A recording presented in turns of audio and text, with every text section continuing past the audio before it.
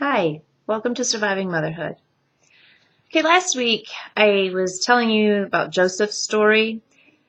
At the point where we left him, he had been, placed in jail and forgotten there by the person who said he would remember him. Well, ultimately, Joseph is remembered to Pharaoh. He's brought out of jail. He interprets Pharaoh's dream and is then used to save all these people from these years of famine. And it's a really good ending. And if you know the story, you know that Joseph's brothers end up coming to him and getting food from him and being reunited with him, and it's all a good thing. Except at the end, when Joseph's father dies, the brothers are afraid of him. And remember, these brothers are the ones who sold him into slavery to begin with, so they're, understandably afraid of him because they did this terrible stuff to him. But I want to read to you few things that Joseph says at the end of Genesis chapter 50.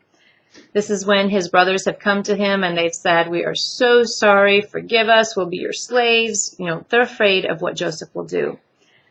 But Joseph said to them, "Don't be afraid. Am I in the place of God?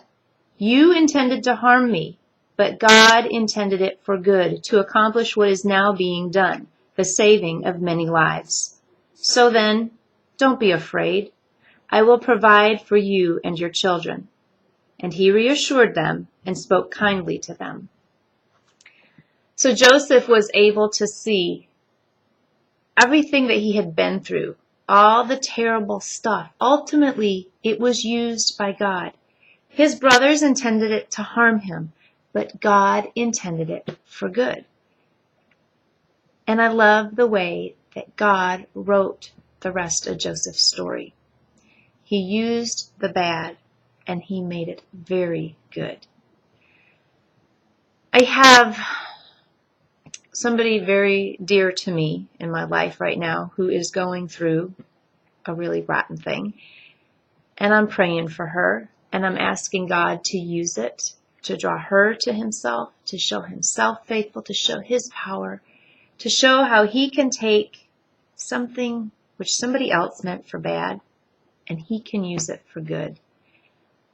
And the thing is, because of stories like Joseph's, I really believe he can do that. Because I've seen him do things like that in my life, I believe he can do that. And so I want to encourage you today, knowing the end of Joseph's story, knowing that God can use what somebody else meant for bad and make it something good. I want to ask you to consider your own situation.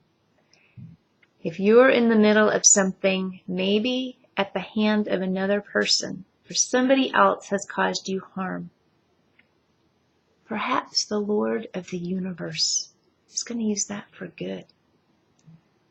That is hope you can hold on to today, and I pray you will. Now have a wonderful, Jesus-full day.